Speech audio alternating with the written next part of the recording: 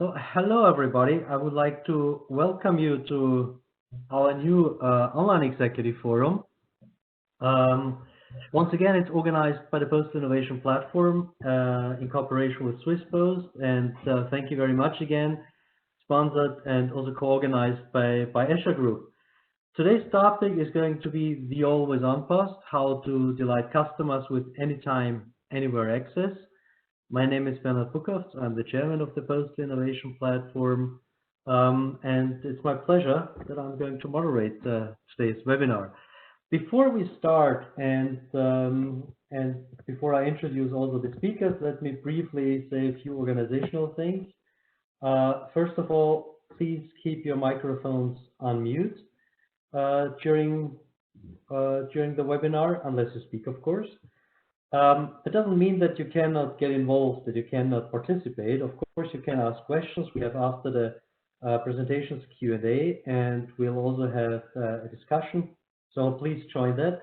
There are two ways to join. First of all, as I just said, you can speak up during the discussion, of course, or you can also mark it in the chat box. So we have a chat box to the possibility here in WebEx where you can write in any kind of question. I will go through this chat box from time to time, in particular after the presentations, and I will bring up questions and ask them if you prefer to the speakers that you ask in the chat box. Let me now briefly introduce the speakers. We have three speakers today, so that should leave us with some time for discussion, for some time of Q&A. That's Henry Cartwright from Accenture, who is going to talk in particular about how the pandemic influenced some of the key trends and accelerated them, which concludes more or less that access is more important than ever. We have Kevin from Escher Group, who is also going to discuss some practices for posts to use and some tools that are available, including self-service kiosks, photo spots, storage lockers, and more.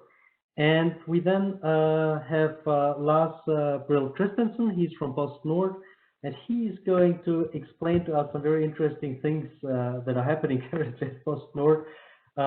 Their last mile convenience strategy, but also some endpoint tool that they have developed in order to do some scenario planning and finding out what kind of solution or what kind of delivery endpoint would be the best one from a cost point of view, also from an efficiency point of view, and convenience for the customers. So those three speakers we are going to hear, and again, please get involved, ask questions, and discuss with us. I would now like to hand over to our first speaker. Henry, are you there? Hi, Bernhard. Yes, I'm here. Perfect. So please take over from here and share your screen. Very good. Right. Bear with me whilst I load this up. Okay. Right. Can you see my screen, Bernhard? Yes, it's working.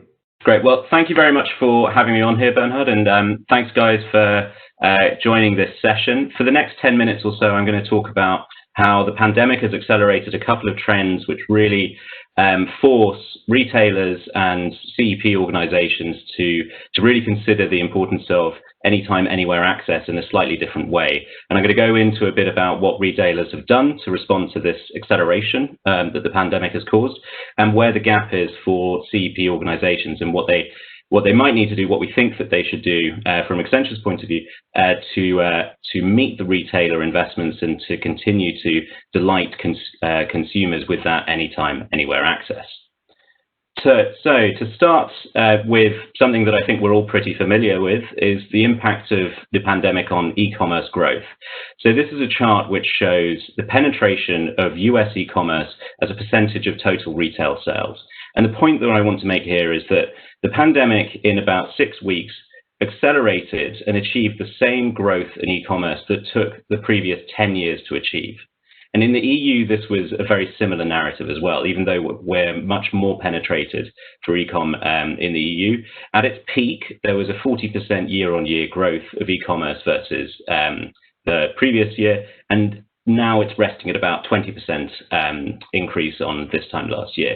And we think that that's going to hold steady, and that's going to hold steady for a number of reasons, partly because of social distancing, as that makes retail locations more difficult to get to as the stay-at-home orders are rolled out once more, but also as new consumers are going online. So there's an incredible growth in new and infrequent visitors to e-commerce sites, and all of our consumer surveys show that those visitors, those consumers, are actually here to stay, and they're shopping more across different categories than they have done previously. Grocery being the leading category that they're engaged with, but also high-tech, electronics, and fast fashion growing strongly. So what does this mean for the last mile, and I'm going to look at this through three lenses quickly here. The first is, what does it mean for post and parcel organizations? And the story for post and parcel is one that we should all be very familiar with. The mail volume for posts has gone through the floor. So typically we're seeing postal mail volumes decline by about 30% over the course of this pandemic. And there's been a corresponding uptick in parcel volumes, 40%, and almost achieving peak volumes consistently. For posts, this creates a fundamental problem because the mail product is incredibly profitable, whilst the parcel product is highly competitive and less profitable. So they're facing a real yield problem and a lack of capital to make some fundamental changes here. What this means is that as e-commerce has grown, that the delivery experience and the last mile costs and the last mile cost model is going to be really important to get right. So one of the weird silver linings of the pandemic is that the first-time hit rate has gone through the roof for delivery organizations, and that's because people are at home, obviously. But as people return to work, that first-time hit rate is going to decline, and those that have been satisfied with a positive delivery experience are now going to find themselves back to the same old model of being carded, whilst they're spending more on e-commerce. So the perception of e-commerce and delivery as a difficult channel to receive your goods, there may be a problem with that going forward, and it may be a bit exacerbated as people go home. So it's getting more expensive. The consumers are going to potentially get more discerning and a bit more frustrated with it. And then that brings us on to what the retailers are doing to try and both take advantage of the shift in retail towards e-commerce and that customer expectation of a convenient delivery. So what we're seeing in the retail lens is a massive investment in inventory management and distributed order management systems that allow retailers to use localized inventory in their physical stores to complement their e-commerce experience. So this is about retailers moving to a much more traditional omni-channel model where they're able to sell e-commerce product and fulfill it from stores. And we've seen this a lot in the rise in click and collect services for supermarkets using their retail stores as fulfillment hubs, and also with partnerships from new delivery organizations who are able to leverage the retail locations. And what we think is that these investments are going to be maintained over the next years, because these were expensive to implement, and as such, that's really going to become a part of the status quo for a delivery organization on how to fulfill and how to ship omni-channel. So as these physical stores close, I want to look at the three things that we've seen retailers do, the three core investments that they've made. So the physical stores closed with stay-at-home orders, or they reduced capacity with social distancing. And as that happened, retailers converted a lot of their operations to enabling that click and collect and online shopping. So these came in three broad buckets. The first is repurposing the store, so changing the model of the store from being an efficient shopping experience to one which is now focused on safety and as frictionless and as quick as possible. And we're seeing a rise in applications like Scan, Pay, and Go, so you can download the retailer's mobile app and go around the store and scan and pay on your mobile app and exit through quick checkout things. And we're also seeing a rise in virtual queue apps for organizations, so you don't have to wait around outside the shop. The second is that same point of inventory localization. And this kind of piggybacks on a broad trend of a fragmentation of supply chains that we've seen in retail over the last 5-6 years or so, where retailers are looking to make the most of the inventory that they've staged close to the end consumer and use that to augment their omnichannel shopping. So leading grocers across Europe have all converted their retail stores into fulfillment locations, and a lot of fast fashion and other retailers have made similar investments over the pandemic in support of this. So H&M, Gap, Nike, etc. And then finally, this forming of new delivery partnerships, where in order to try and offer consumers a fast and instant delivery experience, we're seeing a lot of retailers sign on with some of the delivery partners like Deliveroo, Glovo, or Delivery Hero to offer that gig economy instant delivery. And that gives them a great amount of speed and flexibility and augments their last mile capacity to try and get that item to the consumer as fast as possible.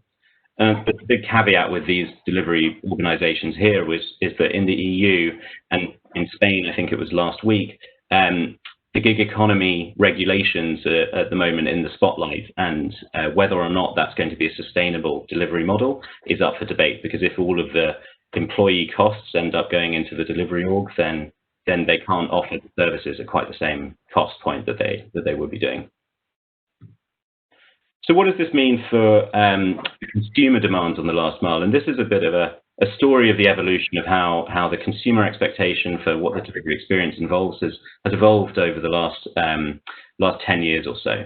So the original battleground for consumers in the last mile was all around price, getting it as cheap as possible and then getting it to us free. Then the battleground shifted to being about fast delivery. Then it went to free and fast delivery. And that was the pre-pandemic narrative. Can you get it as fast and as cheap as possible? Free preferably. Olá, Cristina, tá boa? Sim. I want to go on mute, Maria. Now, post-pandemic, the narrative is moving to augmenting the delivery experience with control and flexibility. And this is all about trust, convenience, and safety. So allowing consumers to have the package when they want, where they want, and how they want it. And that control is around knowing exactly when it will be delivered so that I'm there when I want it to be there. And that's all around having the right transparency in the delivery experience to have confidence that it's going to arrive when I say it will. So we're seeing this evolution into control and flexible as being really, really important. And obviously that becomes operationally quite inconvenient for delivery organizations to be able to accommodate that level of flexibility, dynamism, and speed as well.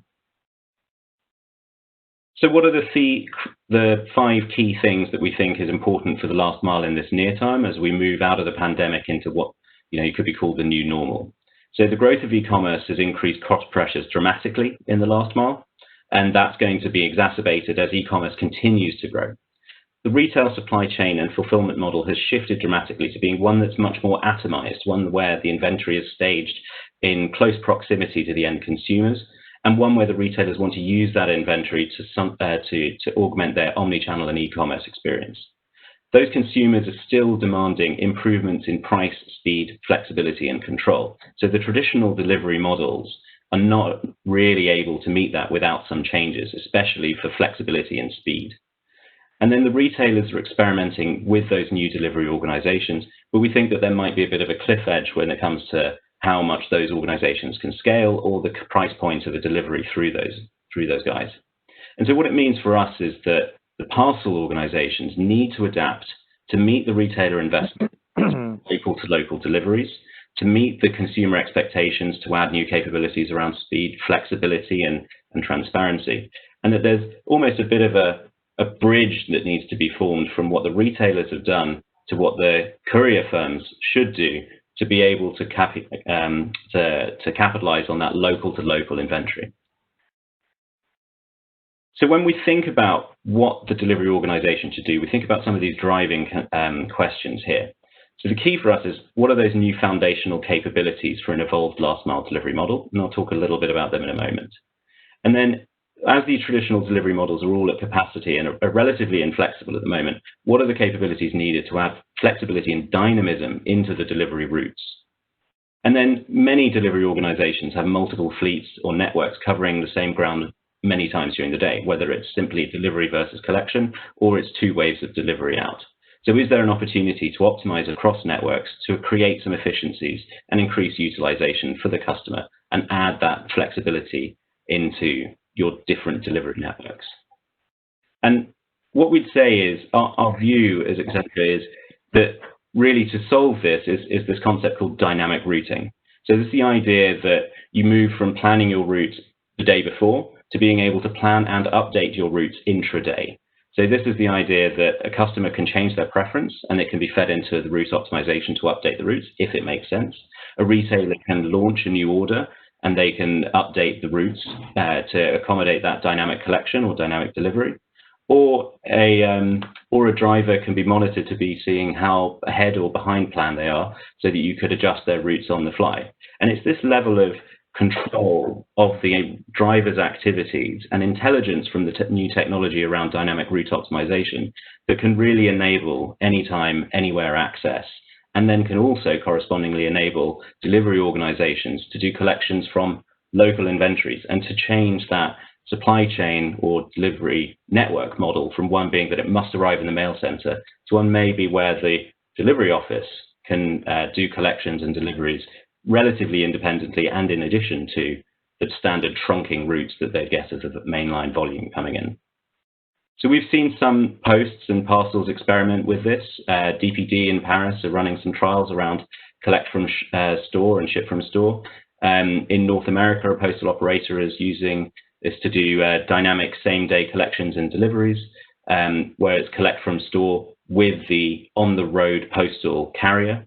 And then another is using this just to monitor the efficiency of the drivers and understand what the capacity is for them to complete additional activities as they go down the day. So they're behind or ahead of their plans to such an extent that they've got 40 minutes free before they return to the depot that they could do a collection activity for ingestion of next day delivery. And it's this sort of technology that we think is really going to be foundational for a new delivery experience for postal operators and post and parcel operators. So with that, I think I've waffled on for long enough, Bernhard. I'll pause it there. Excellent. Thank you very much. I have a quick question here, just to be sure and clear about one thing. You were talking about the pre-pandemic and post-pandemic, and if I look at the pre-pandemic, we have, of course, all these questions about speed and same-day delivery. We have this urge of free delivery, of course. Just to be sure, when you talk now about control and flexibility and these new elements, they are not getting more important than the pre-pandemic ones. They are just added to the other ones. So it's another layer, if you want, that's added to the challenges. Is that right? Yeah, I think that's correct. I think overriding importance is still going to be cost and speed, but the expectation of what a baseline delivery experience should consist of has evolved from just being it'll get there when you roughly say it'll be to you need to tell me a lot of more information and give me much more confidence and control over it. So we're almost seeing the table stakes capabilities for the delivery experience evolving to one where you need to have offers of that level of control and flexibility. And that's not to say that the consumer is so greedy for everything that they must be free. We do see a willingness to pay for certain delivery features like in-flight redirections or an acceleration of the delivery speed. Those are obviously very hard to do, but we do see that there might be an opportunity for additional value add services in the delivery experience if you can square it with the operational complexity that gives. Yeah. I also want to invite, of course, anybody else here with us to ask a question if there is any at this point. If not, we are going to have anyway a discussion at the end of the three presentations. So think about questions that you might have. We'll come back to some of those points here, certainly. Well, thank you very much, Henry. I would now like to go to the second presentation, which is from Kevin, Escher Group. Kevin, are you with us? I am indeed with you. That is perfect. So please, the floor is yours. Share your screen, share your presentation, and and we'll listen to you. Okay, thank you very much. Hopefully people can see my screen. Yes, we can see. And before we continue, anyway, please everybody have a look that your mic is muted while Kevin speaks. Thanks. Okay, thank you very much. So, first of all, introduction. As I say, Kevin Seller from the Escher Group. Prior to that, I spent over 20 years in the UK Post Office, mainly on the network side. So it won't surprise you today that I'm very much looking at the network aspects and building on the messages Henry gave about the retail perspective of some of the changes that are happening in the Post.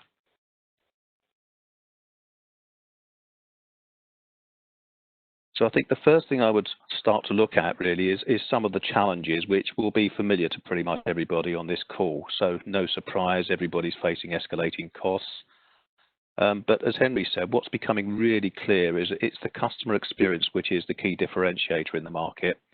And it's becoming increasingly important that the customer dictates when they want to interact with us, when they want to have our services, and how they want to use them. Of course, we've all got the traditional problems of seasonal peaks we have to manage. We've got growing parcel volumes, as Henry said, up 40% recently.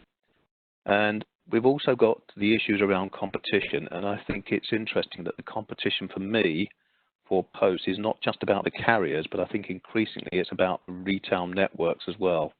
So anybody with a retail network has the ability to set up and to provide a parcel pickup drop-off service, particularly when they're an operator that has long hours and provides convenient accessibility to a customer, i.e. somewhere they're going anywhere. And typically this is places like petrol stations and convenience stores. And again, as we've mentioned, of course, the COVID outbreak has hastened the drive towards online channels, and the physical economy, as we've seen, has transformed considerably.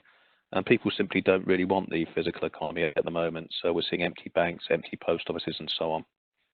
And against that backdrop, parcel volumes not just increasing locally, but also 22% of e-commerce is forecast to be cross borders by 2022.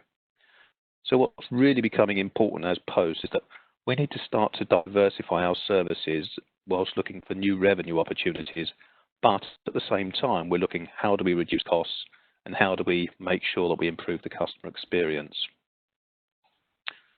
So we talked about accessibility, and really the concept we have is it's all about the always on post office. So it's about access anywhere, anytime, but it's very much about access when the customer wants to access our services, and the service they want to access must be simple, it must be focused on their needs, and they must be able to complete it themselves as much as is possible. And in a lot of cases, what that means for Post is we're going to have to move quite quickly to look at the digital transformation that's required to continue to meet customer requirements. But as I say, it's that balance between enhancing the customer experience, increasing revenues, but absolutely importantly, we have to make sure we continue to reduce our costs, or at least maintain our costs. We've talked about briefly about digital transformation. I just want to go into that in a bit more detail. I think what's going to happen in the future is that the customer is going to be doing the work. It's not going to be about somebody rocking into a post office with a parcel. It is going and saying, please, can I send this somewhere? They will have done all of that by the time they get there. And if that's the sort of experience we've got, then it radically transforms the sort of retail experience that will be happening in post offices and agents of post offices. But also it gives a lot of opportunity as well, because if the customer is doing this online, then of course we can get all the benefits of real-time data analytics. And it's not just about posts and parcels, it's also about services such as access to government, access to financial services, and how do we start to integrate that so customers through the post office can have access fully to online services. I want to just give a couple of examples of how I think the parcel service will work in the future. And many of you will have been down this route and worked out that, this is exactly how the customer will interact. So it's no longer going to be going into a post office with my parcel and saying, I would like to send that. The customer will use a mobile device, typically, either a phone or a tablet. They will enter all of the details themselves. They'll have the customs declaration completed themselves. They will actually pay in many cases themselves. And the one thing they might struggle with is actually how to get something to put onto the parcel which actually shows they've paid the postage and so on. And there's all sorts of ideas about codes and so on. We think the way it's most likely to go is around a QR code. So very simply, at the end of the transaction, the customer gets a QR code which they keep on their phone. They then walk into the post office. All they want to do is to have somewhere where they can scan that QR code. And then once they've scanned it, a printout is performed so that they have a label to put on that parcel, and there is somewhere convenient where they can deposit that parcel, be it a locker, or be it an individual in the store, or be it some sort of posting box. And the sorts of services we're looking at are, many post offices have kiosks at the moment where a customer goes in and does a full parcel transaction. But I think more and more those kiosks are going to be deconstructed, and they're going to become much more niche. So in some post offices, it will simply be a scanner and maybe a printer. In some, maybe it's going to be a set of scales and maybe a printer. And in others, it may just simply be a payment terminal with a scanner. And I think it's going to become much more of a pick and mix for the retailer, then providing the services that are appropriate to the outlet and that the customer demands in the particular area. One of the other services we're looking at is EPOS. So what will happen as customers become increasingly savvy and do the transaction themselves is the experience they want in the post office will transform, but the way that service is provided by retailers will also transform. So they want to make it as simple as possible for the customer, but they also want to keep it as simple as possible for themselves, so they don't have to have specially trained staff. They can just use their retail assistants to take in parcels or to hand out parcels. And what we're looking at is how do we integrate the postal services into a standard retail till. And of course that's got all the benefits for the retailer, meaning they only have one piece of kit, they don't need extra space for a second set of peripherals, and it also means that the post benefits because they don't have to pay out for the maintenance of the kit or the installation of the kit in the first place. And of course the customer benefits because they just have a single transaction. I want to pay for this parcel which I've just printed the label for, and I also want to pay for this pint of milk and this loaf of bread. So it becomes a much more seamless experience for the customer. And then the second service we think is going to pick up in demand is what we call post office on demand. So wouldn't it be great if rather than having to have a mass rollout of a huge technology solution to run your post offices at the front end, it was simply that the post office received a mobile device, a tablet or a similar mobile device, then all they have to do is switch it on, download the solution, it automatically integrates to any peripherals, and then off they go, they can manage the post office with that one piece of kit. And of course what it means is, again, you reduce maintenance because you don't really have to worry if the tablet goes wrong. It's very simple. You've got a spare one out the back, you simply switch that on, download, and you carry on serving. Whilst the one that's malfunctioned, you simply send back to the supplier and you get it rectified and then sent back to you when it's been fixed. So this is much more convenient for the post and actually a far better retail environment and more convenience to customers and to the retailers. So if I was going to summarize, I think I'd be saying we've got to look at post is going to be anytime, anywhere access because customers will dictate the customer experience. And increasingly they'll be doing most of the work themselves, which of course has a huge benefit to the post. But it does transform what that retail transaction looks like at the end of the journey when they need to pick up or drop off a parcel. But it means that we have to make sure that every touch point is unified. The look and the feel is the same across all channels and that it's simple enough for a customer to use so that we don't have complex transactions. We don't have transactions where we have to train counter staff to perform them because they're so complex that the man in the street simply couldn't perform them without training. So it's going to herald an age of simplicity. And I think if we get that right, it means that it's going to become much more convenient for customers and it's going to become much easier for networks to expand and to add post offices with the right technology, the right solution in the right place for customers. So as Henry said, I think I've waffled on for long enough, so happy to stop and take questions.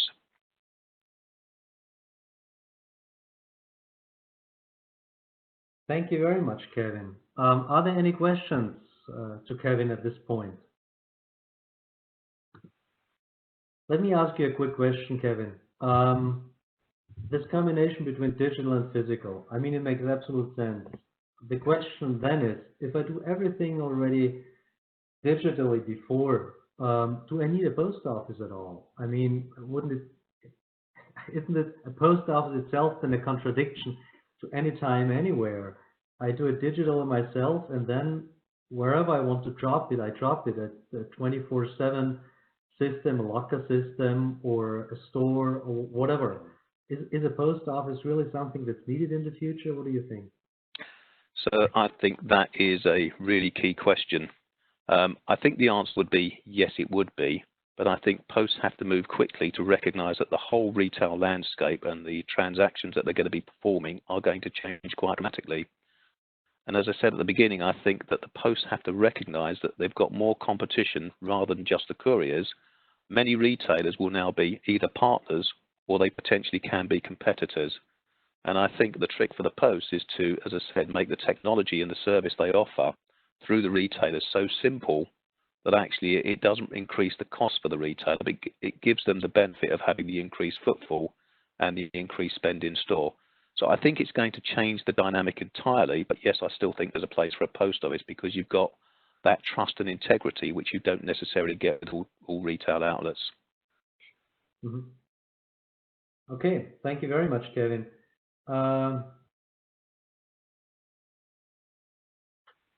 There's one question. I do not know why post seems always old-fashioned, even with technology. What are the biggest problems that face the post? I think, yeah, that's a little bit. I think we can discuss that afterwards during the discussion day. What can posts do not seem old-fashioned, even with the technology? Let's now jump into the next presentation. Lars, you had connection problems in the beginning. Are you there?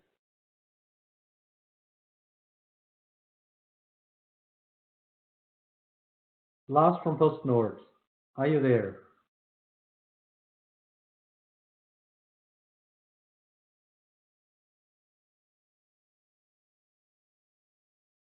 Let me see whether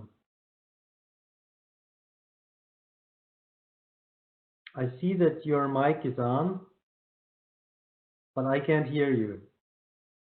Am I the only one who can't hear you, or I believe I'm not the only one?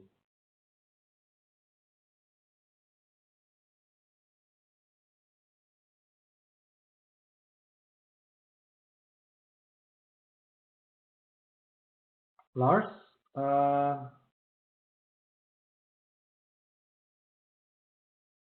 we tested it before and it worked perfectly. So it's usually always these kind of things that pop up.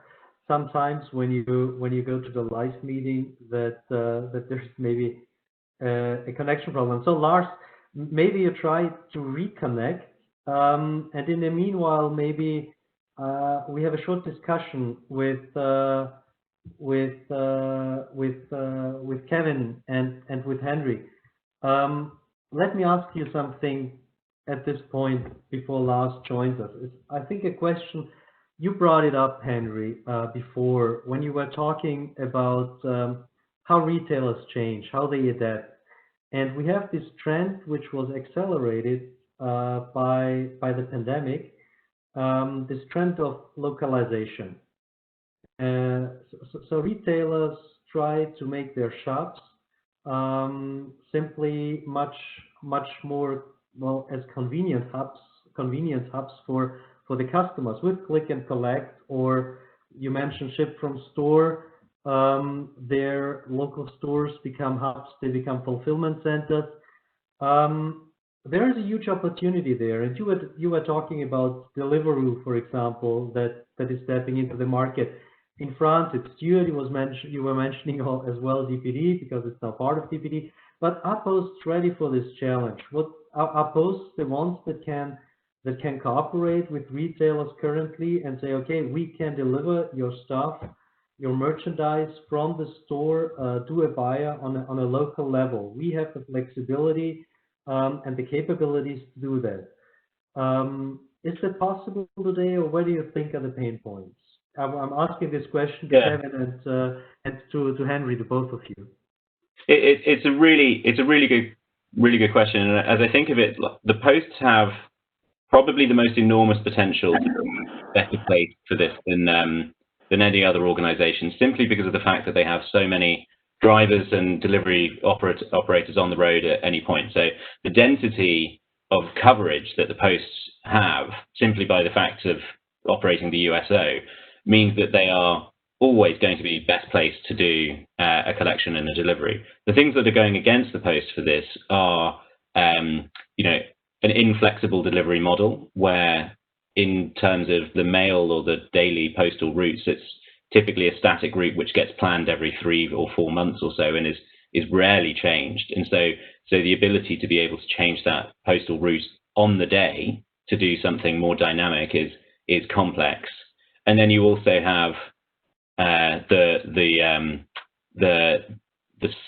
slowdown of any union engagements, which makes this sort of change quite difficult, especially if you're trying to emulate gig economy workers, where the unions would be looking at that from a labour rights point of view and saying that's not the type of work that we want to do. So if those hurdles can be overcome, the delivery organisations, the posts can make their static and parcel routes more dynamic and more easily changed intraday, and if they can show to the unions that this type of work is fundamentally similar to a collection route, I would say, and not a negative thing, and it's all about achieving the right utilisation of the employee during the day, then I think they can be well positioned. But it's just that there are some headwinds against posts achieving this. Yeah, if I can just quickly jump in, I totally agree with Henry, and I think the challenges will be different in different countries, whether the post is privatised or whether it's state-owned. And then clearly, as Henry said, the union issues come into play. And to me, where there's a bigger union environment, such as in the UK, that is one of the biggest challenges to overcome. And I'm quite intrigued that the posts don't particularly seem to be looking at competing with the new providers at the moment and saying, well, we could do some of those things as well, so why don't we reverse the equation and actually we'll start to take them on. But then that's back to the challenge of the unionised environment, the gig economy, minimum pay and so on. So I think there's more challenges than just thinking about where the vans go and the dynamic delivery capability. It's a very complicated area, I think, for the post. Lars, are you with us now? Can you hear me? Yes, I can hear you. Are you ready to make your presentation? Yes, I am. Okay, that is perfect. Okay, we continue the discussion afterwards. Lars, the floor is yours now. Thank you. Just it's very slow, so I just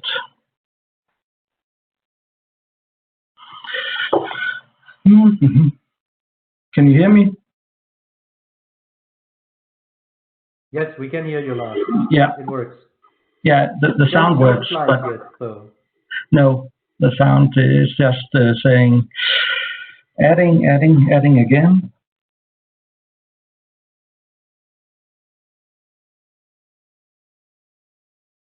If you want, I can share from my end, Lars, the slide. Yeah, I think we should do that.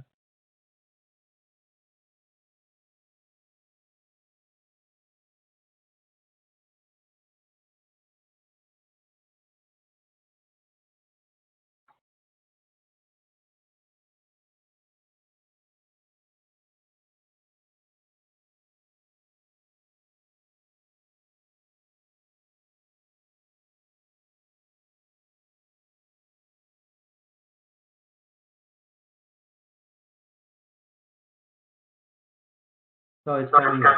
Just a second. Thanks a lot, Bernard. Sorry, everybody, about the problems. Yeah, I would like to talk a little about the last mile convenience strategy of PostNord, with a focus on an endpoint tool that we have developed. Please, yeah. For those of you who doesn't know PostNord, here are some numbers. PostNord was established in 2009 and consists of 4 countries: the incumbent postal services in Denmark and Sweden, and upstart, up-and-coming logistic companies expanding with parcels in Norway and Finland. Yeah. We have some strategic themes in PostNord, and today I'll focus on the winning parcel, where we, in that particular area, has had a strategic work called Shared Vision 2025, where we have identified areas that we need to work on to win in parcel, to be a cost leader and win the growth. Yes, please. As part of the Shared Vision 2025, we identified the need for a convenience strategy for last mile, balancing convenience and cost. What you see here is some areas that you will see is self-evident, that we concluded that self-service, of course, as an endpoint, is a cost-efficient way of delivering convenience.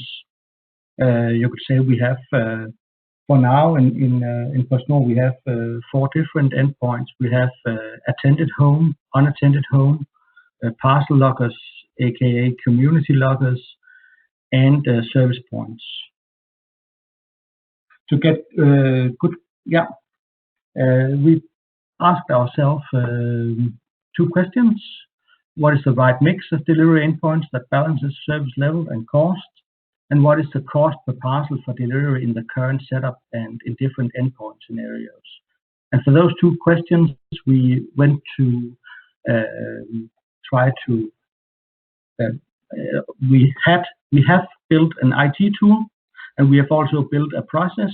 That IT tool I'll just enter in a short moment, but the process is that this IT tool gives us some indications about how should the endpoint mix be in different geographies, and then we do pilot testing on the endpoints.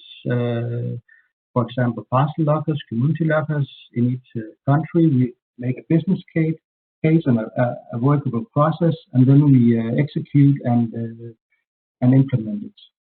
And this gives us a way to think big, start small, scale or fail really fast on our convenience endpoints. Yes, please. So we developed an analysis model to test the scenarios.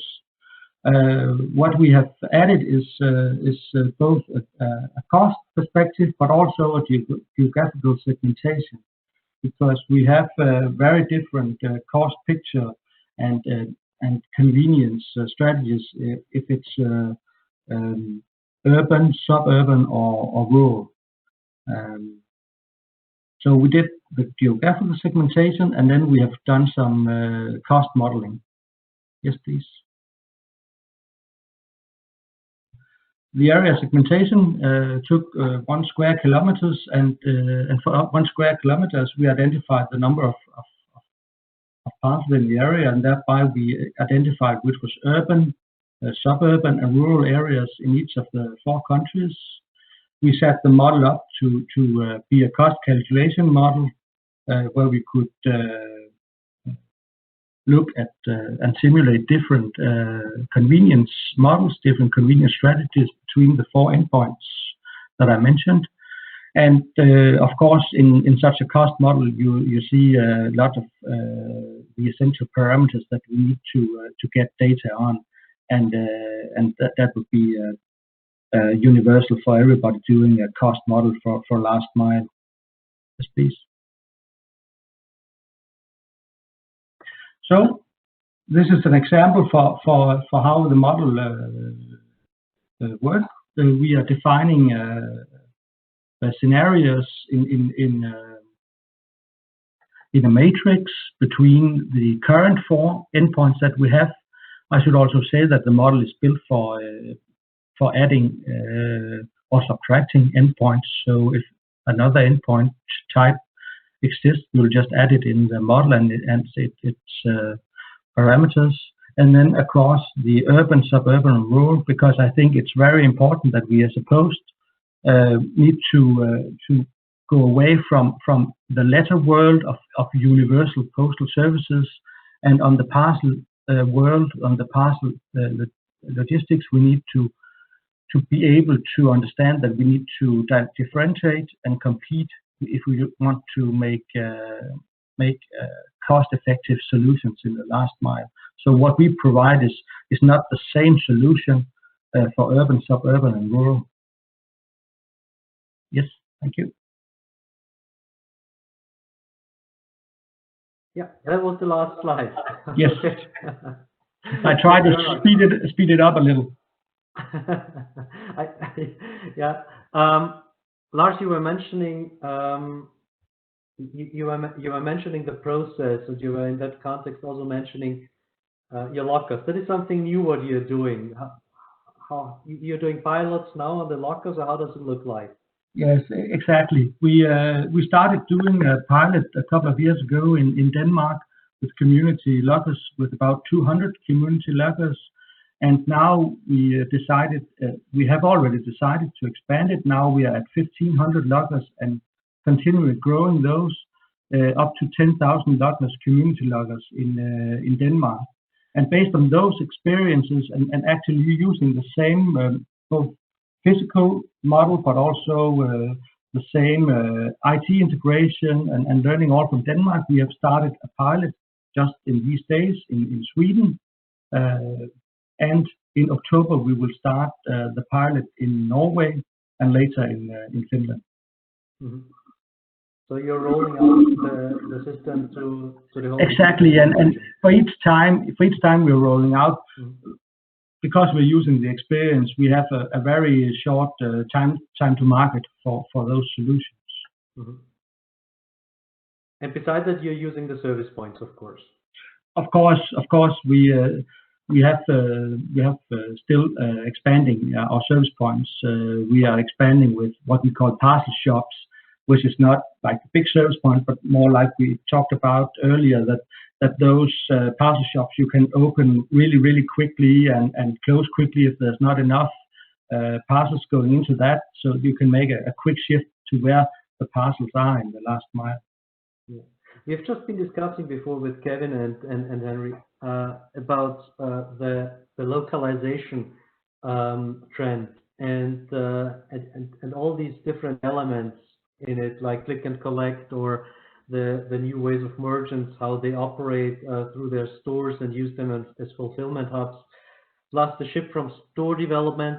Are these topics also topics of PostNord? Are they on your list for the next few months or years to implement something in that area? Yes, we're also looking into that. I can say that behind those four we have here, we are working with three and four different endpoints, exactly like you talked about earlier in this, for example, but also on the unattended home, where there's really money to be saved.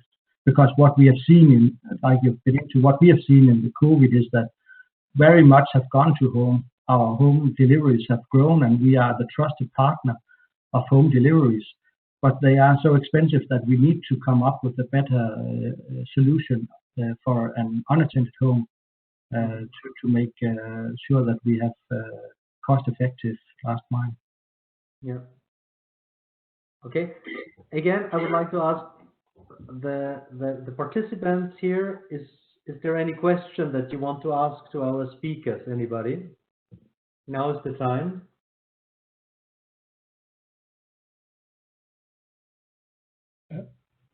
Bernard, Elmar here. Hi, Elmar. Hi. I would like to ask a question, if I may. Please do so. I really appreciated the three presentations because from my point of view, customer service is at the end about operations, not about marketing.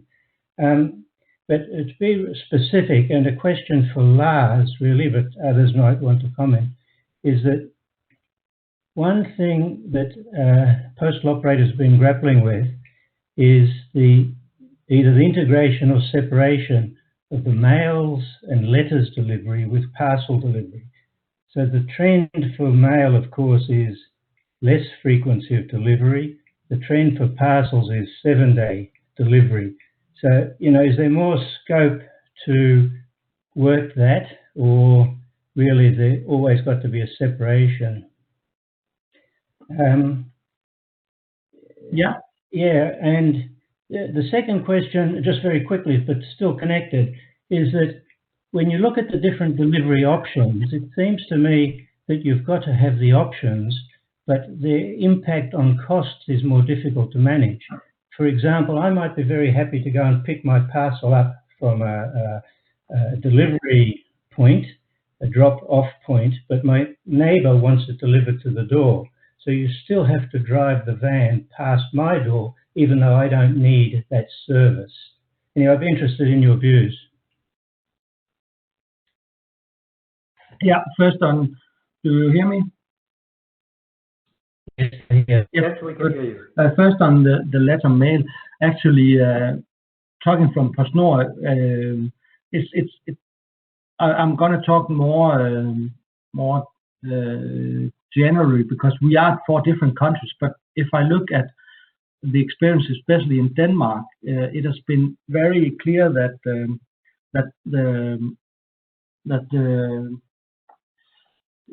going out with mail and letters in the same flow is really been a problem in Denmark, with very low volumes of mail. So the synergies are only in the rural areas now. So that means that we have actually separated so that parcel is only parcel and not in urban and suburban areas.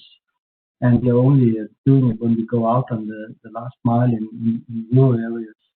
Sweden is not there, but Sweden is also experimenting now with a 2nd-day delivery for mail, and will also at some point be where they have to decide different strategies for the products. And then you asked about the difference between that is a good point, but that is also a discussion worth. Is consumer the king? If you see it in our model, we actually look into, you'll not see it as convenient, but we are looking into that there will be in certain areas that we do not deliver home. What you have to remember is that nobody wants to deliver home in rural areas. So everybody that our competitors, they just put the volumes in our network so we can drive out to the most expensive parts. So what I see is there will actually be need for hard decisions to be made for the last mile, for example, for rural areas, that you have to pick your both parcel and perhaps also mail up at a service point, or at least at a community locker, because there is no cost effectiveness in going out to every address in the country with the same service. Bernhard, can I just jump in and quickly add to that? Please do so, yes. I mean, I think it's a very interesting question, Elmar, and I think actually things like dynamic logistics are for a while going to make that an increasingly prevalent problem, because actually you're not going to be driving past once, you might be driving past 2 or 3 times the same door. And I think the sort of questions we have to ask are very similar to what Lars said. Do we offer universal service? Is it the same in every location? I think the point about urban versus rural is absolutely correct. And it may be that in some areas we have to dictate, and in others it becomes more customer choice. And I think the other area that needs to be looked at is things like the universal service obligation, and how long does that continue to apply across different service delivery mechanisms.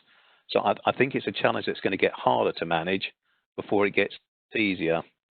And I think the posts are going to be spending a lot of time scratching heads on that one. And until we do start to get quite, maybe in some way, start to dictate the customer experience in some areas where there are less customers. Yes, it's a great conversation piece, Bernhard, because we've now opened the door to regulation and the USO. and an awful lot of other people have got to say about that. You know, if you look at, you know, Lars' comparison to saying we have to rethink we do delivery, if you look in New Zealand where they reduced the number of days of delivery, they did not reduce those for the rural delivery experience. And the loudest people talking about the universal service are in fact rural people. So it's a real dilemma for us. And, you know, maybe the solution has to be in pricing. Anyway, I don't know. That's the end of my commentary. Thank you. That's a good one. Yes, the pricing. Henry, you as well, you mentioned that there are different networks and somehow you have to bring this together to create more efficiencies. Do you have a few there? Yeah, it becomes part of your mail strategy at a certain point. I mean, there's a, you know, posts which have the strategy is try and get as much parcel volume on the letter network as possible because the USO requires them to keep it. And rather than go into the USO can of worms, there's a point, an inflection point at which the mail volumes have declined to such an extent that even with the parcel volumes on it, that might not be the best strategy. And at that point, you need to look about what the right mix for your urban versus rural versus suburban scenarios would be in terms of delivery fleets, while still trying to offer the right e-commerce parcel product to gain market share there. And if you're hampered because you're by your mail strategy by putting as much mail as possible on the as much parcel as possible on the letter network, then you may be unable to offer the right parcel products to win in the market there and be left behind the curve of gaining market share. So it's a real balance to be found. And what I think is that the acceleration of the volume trends that this pandemic has caused mean that the mail strategy 5 months ago is probably incorrect now, and that all posts need to have a look at that again because of how far the market has shifted. I mean, we've seen 5 years change in those 5 months.